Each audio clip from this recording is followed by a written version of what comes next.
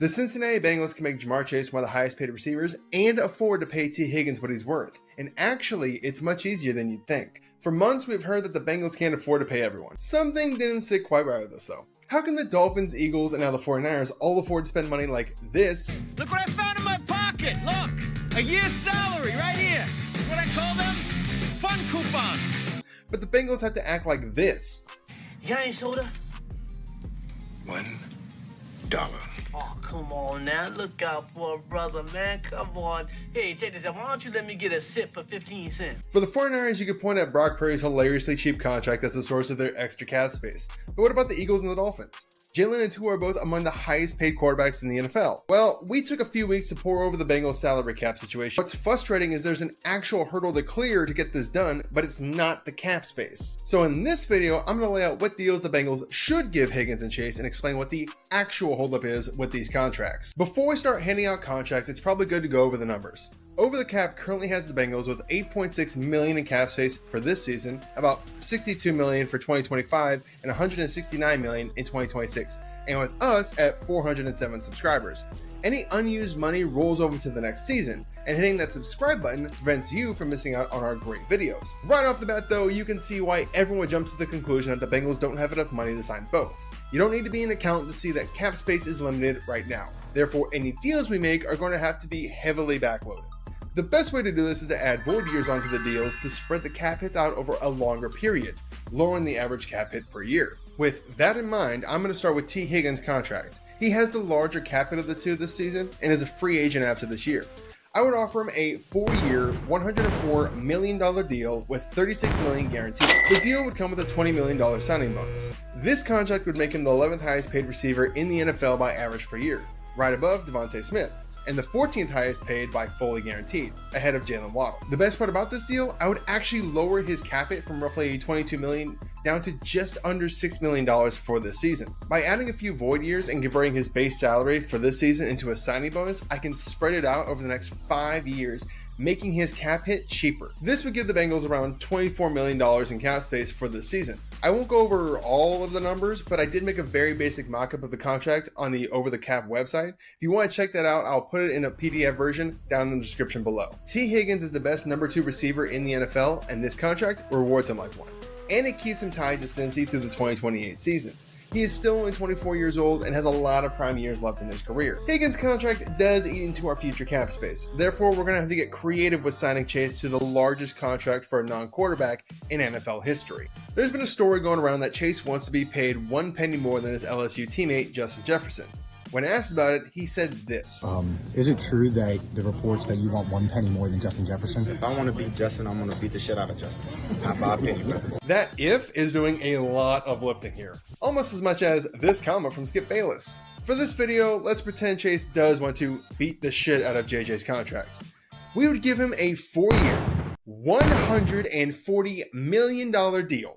That would pay him $35 million a year, tied with Jefferson for the highest paid receiver in the league. You should be asking, wait, I thought you said you were going to beat the shit out of Jefferson's deal. I am, but in a way that actually matters. We are giving Jamarr $92 million fully guaranteed, which beats JJ's number by $4 million and gives him the most guaranteed money of any receiver in NFL history. That's the trick with these deals. The APY doesn't actually matter because these contracts are full of bonuses that players aren't guaranteed to hit, like season awards, playoff wins, or statistical benchmarks. Guaranteed money is worth way more to players than arbitrary numbers. This deal will come with a $50 million signing bonus and a $26 million option in 2027. Just like the Higgins deal, I will have a rough PDF with all of the numbers down in the description. This is what's important though. Chase is one of the best receivers in the league, and this deal will reward him as one. He'll be tied to the franchise through the 2029 season and won't see a cap hit above $22 million until the 2027 season. However, what does it mean for the rest of our roster if we are handing out gigantic contracts that will eventually have huge cap hits? Honestly, not much.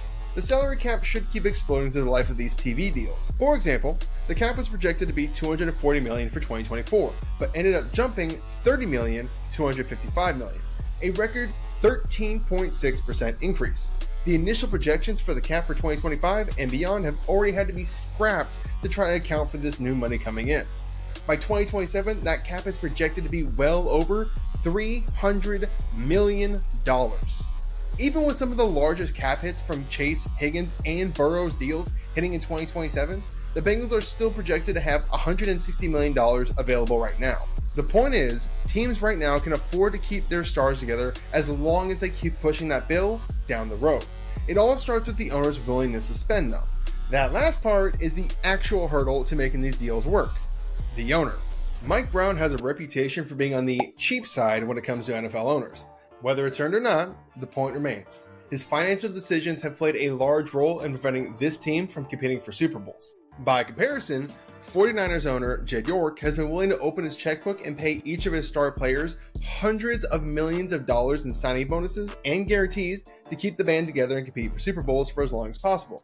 They haven't reached that goal yet, but the owner is still collecting the return on investment from the team's success. The root of the 49ers salary cap management comes from converting players' base salaries to signing bonuses. This doesn't affect the total money the player is getting, but allows the team to create cap space by spreading that large cap hit out by adding void years to the end of the deal.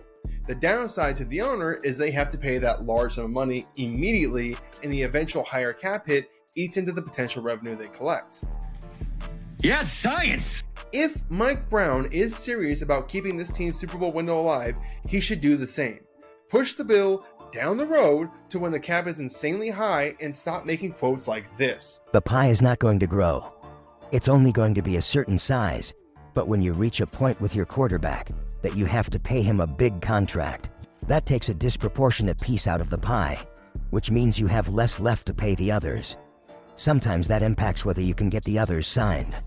If Mike Brown is willing to spend, the Bengals will be set up to compete with teams like the Chiefs or the Bills for the long haul. Even with these massive deals accounted for, since he will still have more than enough money to retain star players like Trey Hendrickson or Orlando Brown and bring in solid additions to round out the roster. It all starts with getting the Chase and Higgins deals done though, and Mike Brown is going to have final say on contracts of this magnitude. Tell us what you think though. Do you think Chase and Higgins would sign these deals? Also, if you like videos on roster construction, I recommend you check out this video right here, where we break down how to build the perfect roster. Thank you so much for watching. My name is Emmett Swart from the RFL Show, and we'll see you in the next video.